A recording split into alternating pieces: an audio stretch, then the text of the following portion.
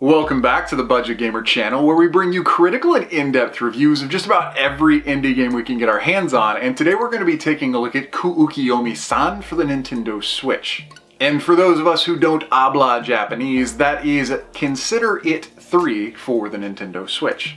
Now I have played and reviewed KUUKIYOMI 1 and 2, and thankfully I'm happy to say that even though this is the third part in an identical genre of gaming with pretty much identical themes, it was still a really fun and novel experience. Now if you haven't played any of these before, 1, 2, or 3, the general premise of the game is something close to the micro games in early warrio-ware. But while version 1 of this game was a bit more reaction time based, numbers 2 and 3 are more based in cultural and social nuance. And while a lot of the comical game situations are based on cultural stereotypes, so please don't think playing KUUKIYOMI will prepare you for your first trip to Japan, they are somewhat true to form with subjecting you to potentially some cultural awkwardness in general social interactions. And while that immediately might sound like a really flippin' boring game, it comes across hilariously because the actual gameplay mechanics are so simple. All you really have to do is figure out what single action to perform with either a red highlighted icon, person, or artifact on screen to be able to figure out what it is that's the most appropriate or considerate thing to do.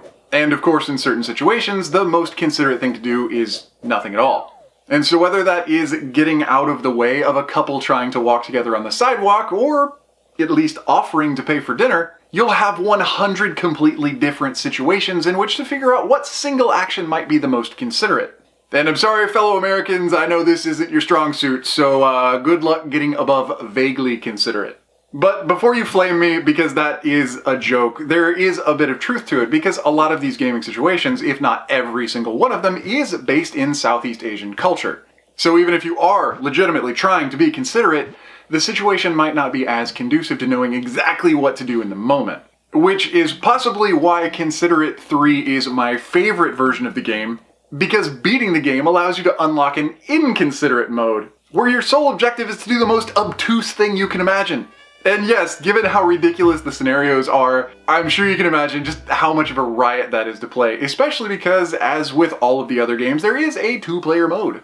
But as it is a really pure and simple, straightforward micro-game genre of indie with absolutely no story whatsoever, that is about it for the general gameplay. Looking at its presentation though, both visual and audio, it's simple line drawings just like the other 2 versions of the game, which while probably making it a bit easier for the graphic team to produce, the art style is perfectly suited to the absolutely ludicrous nature of the game. Audio-wise, there's not really much to consider other than general sound effects for each of the game scenarios.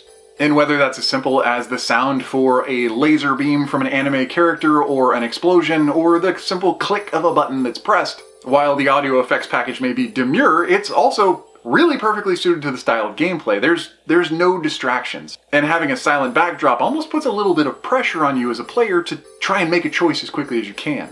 And while normally this latter half of the review would be devoted to the game's critiques, there's really not many critiques you can have for a game like this. Player considerations, though, are the fact that there is no story. This is not a JRPG, it's not an action game, and it's not meant as a sociological brain trainer. So if you're not in the mood for some quick, simple, stupid comedy, then this is probably not the game you're looking for. Otherwise, it's an absolutely hilarious experience that you can just pick up and put down at your leisure. And considering that while it's already pretty cheap at its regular asking price, it's currently on sale, whether you've played the earlier versions of the game or not, if you're one of probably tens of thousands of gamers out there that have been wishing for a port for warrio-ware, well, KUUKIYOMI-san may be something to tide you over until they finally make that obvious decision. But anyway, that does about bring us to the end of the review of Consider-It 3 for the Nintendo Switch, so if you enjoyed the review, or especially if you found it helpful, feel free to throw me a like or a comment, show your support, and don't forget to click that little bell icon when you subscribe to stay updated with the latest content.